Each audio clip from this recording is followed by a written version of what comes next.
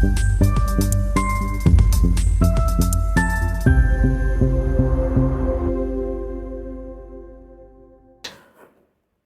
मित्रांनो. 2 गॅसनी भरलेले टँकर शिवालिक आणि नंदादेवी भारताच्या दिशेने मार्गस्थ झालेले आहेत. शिवालिक या टँकरनी काल होर्मुझची सामुद्रधुनी पार केली. नंदादेवी आज रवाना केली असावी, कल्पना नाही. पण यामुळे गटारातला गॅस शोधणाऱ्यांच्या समस्यांमध्ये मोठ्या प्रमाणात वाढ होणार आहे. जर थोडासा अतिरिक्त गॅस असेल तर तो भांडूपला संजय राऊतांच्या घरी पुरवावा अशी विनंती मी केंद्र सरकारला करत आहे. कारण त्यांना ही गॅस शोधायची जाम घाई झालेली आहे. आज त्यांनी मिठी नदीमध्ये गॅस शोधून काढला आणि त्यामुळे या सगळ्यांचे चेहरे आता पाहण्यासारखे झालेले आहेत. या सगळ्यांना अशी अपेक्षा होती की संकटाच्या या काळामध्ये इराण भारतापर्यंत गॅस पोहोचू देणार नाही. का तर त्यांच्या दृष्टीने अमेरिका आणि इस्रायलने जेव्हा हे युद्ध सुरू केलं आणि युद्धाच्या पहिल्याच दिवशी इराणचे सर्वोच्च नेते अयातुल्ला अली खामेनी मारले गेले, तेव्हा लगेच पंतप्रधान नरेंद्र मोदींनी ट्विट करून या हत्येचा निषेध केला नव्हता. किंवा जी प्रतिक्रिया पहिली भारताने दिलेली त्याच्यातही जरी हे युद्ध थांबावं अशी भूमिका घेतली असली तरी ज्या आखाती देशांवर इराण हल्ला करत होता त्याचा निषेध भारताने केला होता. कारण तिथे सामान्य भारतीय लोक याच्यामध्ये प्रभावित होत आणि त्यांच्या दृष्टीने भारताची ही भूमिका भारताच्या नाही, चाचा पंडित जवाहरलाल नेहरू यांच्या अलिप्तता धोरणाच्या विरोधात होती. म्हणजे नॉन अलाइन मुवमेंट, ज्याचा इराण हा एक महत्त्वाचा सदस्य देश आहे, त्याच्या विरोधात भारताने भूमिका घेतली आहे. आणि आता भारताला जेव्हा गॅसची टंचाई जाणवली, आता इराण याचा बदला नक्की घेणार याची यांना खात्री होती. पण प्रत्यक्षात मात्र गोष्टी वेगळ्या झाल्या. पंतप्रधान नरेंद्र मोदी यांनी इराणचे अध्यक्ष मसूद पेझेशकियान यांच्याशी फोनवर चर्चा केली. त्याबाबत त्यांनी ट्विट केलं.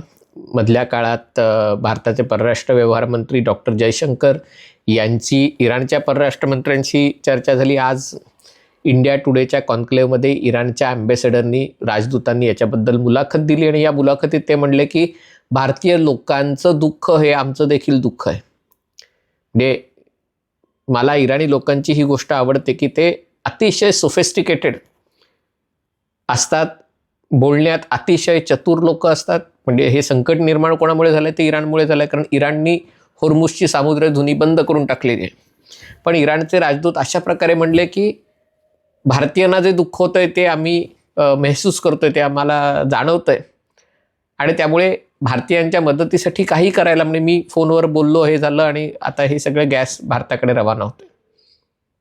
आता हे लक्षात घ्या, हे जे 2 टँकर आहेत ते LPGचे टँकर आहेत.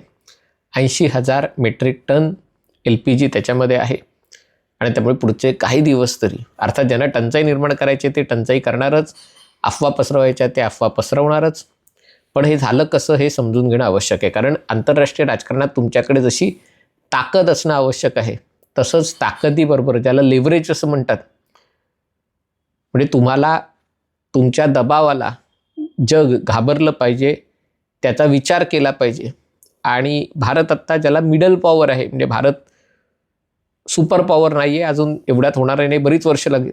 पण जरी मध्यम ताकद असलं तरी भारताची क्षमता आहे आपल्या बाजूनी गोष्टी वळवण्याची, ती खूप चांगल्यापैकी आहे. आता हे का झालं असावं, त्याच्यामध्ये इराण आत्ता असं दाखवण्याचा प्रयत्न करत आहे की जे युद्ध चाललं आहे आणि त्याची सगळ्या जगाला झळ पोचते त्याच्यासाठी आम्ही जबाबदार नाही आहोत. म्हणजे तसं बघायला गेलं तर याच्यासाठी इराण जबाबदार आहे. कारण युद्ध चालू आहे अमेरिका आणि इस्रायलची.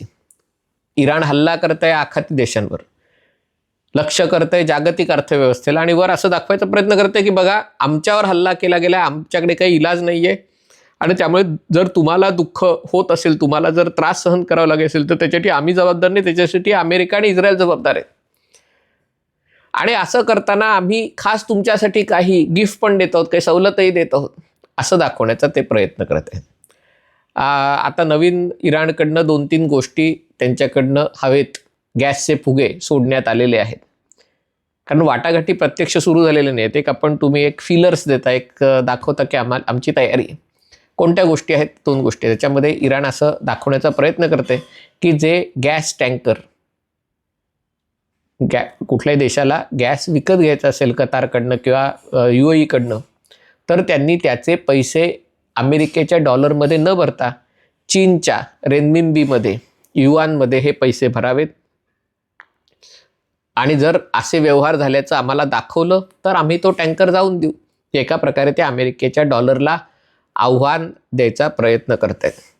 अशाच प्रकारची व्यवस्था भारत आणि रशियाच्या ऑइल ट्रेडमध्ये होती. सुरुवातीला आपण रुपयामध्ये व्यवहार करत होतो, मग रशिया म्हणले रुपयात आम्ही काही खरेदी करू शकत नाही, कारण भारताची निर्यात तुलनेने नगण्य. मग UAEच्या दिराममध्ये व्यवहार होत होते आणि नंतर जे रशियाचं तेल घेतो त्याचे पैसे आपण चीनच्या चलनामध्ये रशियाला देतो.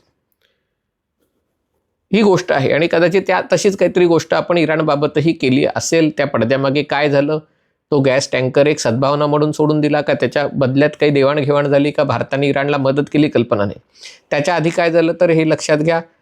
याच गॅसवरच्या लोकांनी अशा अफवा उठवण्याचा प्रयत्न केला होता की अमेरिकेने जे इराणची युद्धनौका बुडवली त्याची माहिती म्हणे भारतानेच अमेरिकेला दिली आणि आपल्या मित्रराष्ट्राची नौका बुडवली.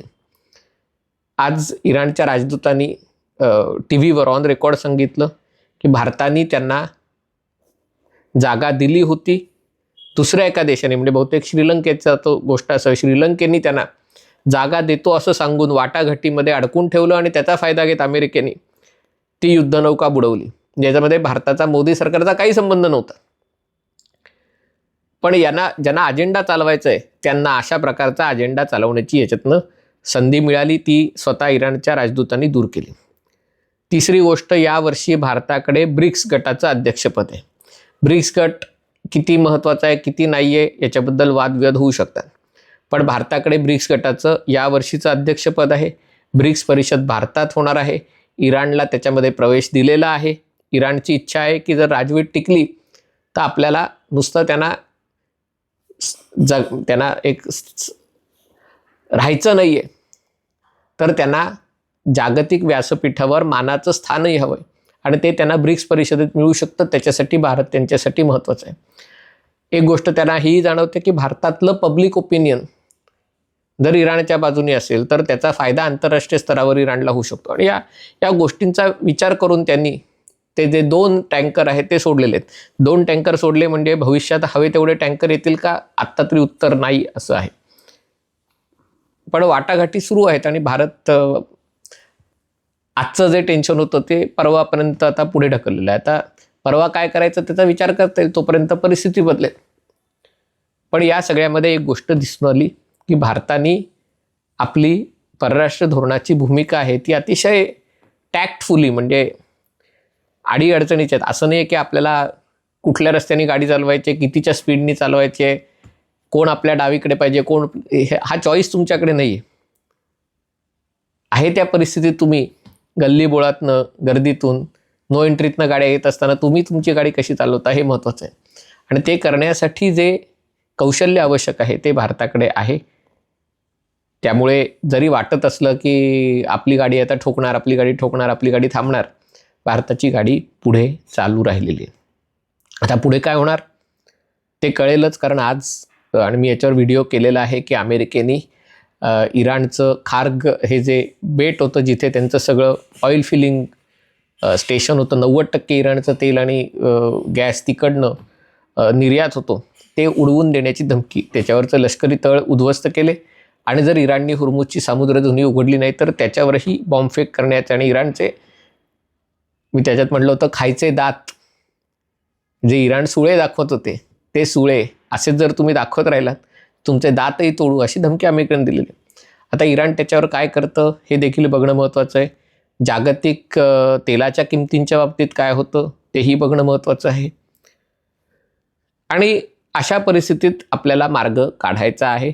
पण जी भीती या सगळ्या पुरोगामी लोकांनी व्यक्त केली होती की आता भारताने इस्रायलची बाजू घेतली, अमेरिकेची बाजू घेतली, त्यामुळे इराणचे दरवाजे आपल्याला बंद झालेत, असं झालेलं नाही आहे. याचं कारण भारताचं आत्ताचं स्थान आणि उद्याचं स्थान महत्त्वाचं आहे. याची जशी अमेरिकेला जाणीव आहे तशीच इराणला देखील याची योग्य ती जाणीव आहे. हा व्हिडिओ आपल्याला आवडला असेल तर कृपया लाईक करा, शेअर करा आणि चॅनल सबस्क्राईब करायची विनंती आहे. तुर्तास इथेच थांबतो. पाहत रहा MH48.